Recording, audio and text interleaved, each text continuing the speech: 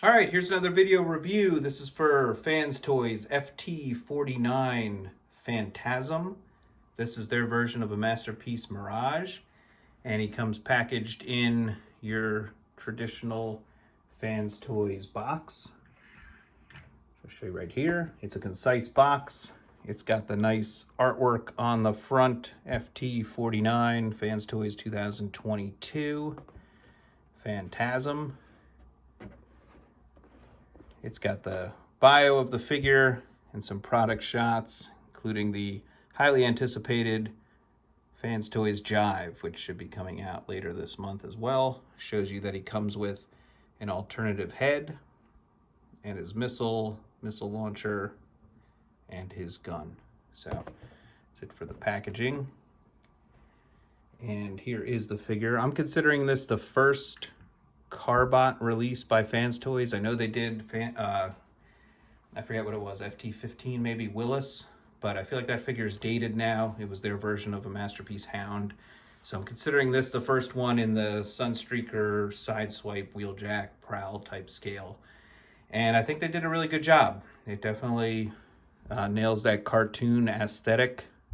It's got a lot of good things about it. It's got a couple things I wish they had done better, and I'll kind of go through it as we get in close here with the review. So I did put on his alternative head. It's a little thinner at the base than the one it's packaged with. Out of the box, you just had to turn the waist around, and I think that was it. Maybe tab in these side leg bits. And then you can extend this missile launcher if you want a little piece between the missile and the launcher to get it a little further from his head, but it was kind of hard to pull it out, and I feel like this looks pretty well, or looks pretty good as is. The alternative, or the head he comes with, looks like this, which you can see is just a little wider at the base. I mean, probably hard to see but comparing it to this head versus this head, but you can see it's just a little bit wider. They both come with that serious face on them. He comes with two alternative faces, one smiling and one yelling, and the alternative face actually has part of his helmet. Here's the yelling face, or sorry, the smiling face, and then this is the more the yelling face there. So I think the stoic face is pretty good. I mean, the smile face looks good too, so whichever you would like. I did put an Autobot logo on there. It's the water slide decals that I've been putting on all the Fans Toys. So if you get in close here, you know, he really does look nice. I mean, he's painted, I think, pretty much everywhere. I love the real blue color. He's got then like the red paint there. He's got the off-white in the front there. He's got the kind of like the blue-gray kneecap color and foot color. Looks very trim from the side. He cleans up nicely from the transformation. You know, no issue there. Not much of a backpack, which is really nice. The wheels do fold away fairly well from the side. And yeah, it definitely has that cartoon. They even cover up a lot of the screw holes. You can see right there. So, you know, really nicely done as far as the look of it. A couple things I wish were a little different. So out of the packaging, this backpack is connected by just two small tabs, and one of my tabs was actually a little cracked. So it doesn't hold as strong as I'd like it to. And especially because it comes up so high here, if you try to manipulate the head, you're gonna knock this loose, which is unfortunate. The head does have the ability to look very far up articulation wise, and it can turn all the way around. It's just that when you have this backpack attached, it tends to kind of get knocked off, which is unfortunate. The missile launcher is also connected to that backpack piece, so that kind of comes with. There you can see that chip in the tab that I have. So hoping I can maybe put some nail polish or something to kind of beef that up a little bit. But it does hold fairly well when I'm not messing with them. But it is something unfortunate and something I don't really like about the figure. The arms can articulate out about that far. They can rotate all the way around. There's no ratchet in the arm or the shoulder, which is a little disappointing. I feel like I've gotten used to having a nice ratchet there. The elbow bend, pretty good on him. You do have this gap here. That doesn't really bother me. I don't think it's worth transforming it so you don't have a rectangular arm shape. You don't really see it because usually you have your arm down like this. The hands don't really have much articulation to them. They're all, the fingers are on one, one piece, and the thumb doesn't articulate at all. You do get a rotation at the wrist. So that's a little disappointing. You get a real nice ratcheting waist, which is nice. Any ratchets are always appreciated. And then the hips, they tried to do this, where the hip skirt goes in, which is fine. But when you try to bring it back down, it doesn't come with it, at least not all the way. And then you got to kind of manipulate it to get it back. So that's a little unfortunate. And no ratchet in the hips either, outward or frontward back. So kind of missing a ratchet there.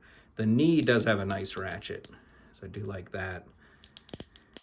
But it has a little swivel at the knee, which makes the ratchet seem compromised, even though it has nothing to do with the ratchet. It's just kind of a weird, loose knee movement there.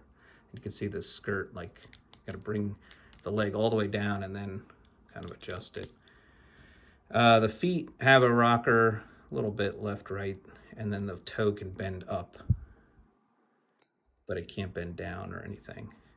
The other thing, these side pieces here, they're like two tabs. So you push in this top tab, but then the bottom tab seems to pop out. So I don't know, it's hard to get both really in there to have it hold, but not too bad.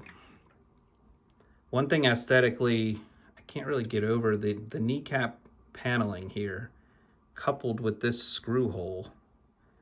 It just creates kind of an eyesore when you're looking at the knee. You think there's like an imperfection with the plastic, and I just wish they had like a smooth cover or something over that. But not a huge complaint, but definitely something that would have preferred they'd done a better job with that. I do like the gun tabs in real nicely. They have the back of the hand tab, which is nice. I kind of wish the face had a little more depth to it also. I mean, it looks good, but I don't know if it's the expression or just the plain, but the glossy look is really nice.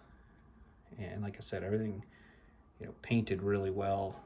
It looks, the feet do have this like arch, and I think, so he sits on this lower part, which is a little annoying that he can't really stand as flat. It's like this raised piece here and here, so it gives the illusion that he doesn't have a real firm stance. I mean, he stands fine. He's not going to fall over, but it's just another, kind of inconvenience or thing that kind of bugged me just a little bit. I think that covers kind of the articulation on him. I'll just show him off with how he looks, but he's very cartoon accurate in my opinion, and he looks good. And this is kind of the Takara Tomy cartoon accurate gold standard in my opinion. This masterpiece MP-47 Hound, he's and I think Mirage or Phantasm looks like he fits right in with that one. So really like the way those two look together. I think they're just really nice cartoon representations of the figure. So great job that what Fans Toys has been doing recently. And it's definitely heavier than a typical masterpiece, but not a lot, because again, it doesn't have those ratchets in the arms or the hips or anything like that. This, a lot of people think, was one of the real cartoon aesthetic Transformers 2 Masterpiece Sunstreaker, and I'm not a huge fan of this guy. I get what they were going for. It's got that cartoon approach. The legs look kind of junky, and then the backpack. I mean, I get you're not looking at the back, but it's just there's just so much going on there. And I know Takara hasn't done a Mirage, but I'm assuming, you know, that it would have more maybe of a backpack than the Fans toys. I think they just do a good job of cleaning up their figures. So that's that one. Here's a couple other recent Fans toys. Here's Outrider. I did a review of, so they look nice together. I think Outrider, really nice figure. Recommend him. And then here's Fans Toys Rig, just to kind of bring in the other Fans Toys. So you can see Mirage is taller than Rig. So looks good there. And then let's see who else I have over here. Here's a Takara Tomi's Thundercracker. It's the MP52 mold. So see how they look together. So Mirage looks nice with him. And here's one of my favorite Fans toys, or Acoustic Wave, or Sound Wave. Those two look really good together. I like that they both have kind of those blues and off-whites. So, you know, just big fan of those color combo in general. And I have MP44. He looks with, you know, and they look good together. Like I said, he's a good Carbot, good start for Fans Toys. I'm excited to see how they may improve, you know, with the Fans Toys Jive coming out, their Jazz. I have him on pre-order, so hopefully, you know, you'll see a review of him when I get him. But yeah, really nice looking figure. Fits in with the, you know, the scale of the Masterpiece line and the previously released Fans Toys. You know, with not without his issues, but again, you can overlook those issues for a lot of the good things that the figure brings. So, you know, very excited for the future of the collection. And as always, thanks for watching these videos. Thanks for subscribing to the channel. Thanks for liking.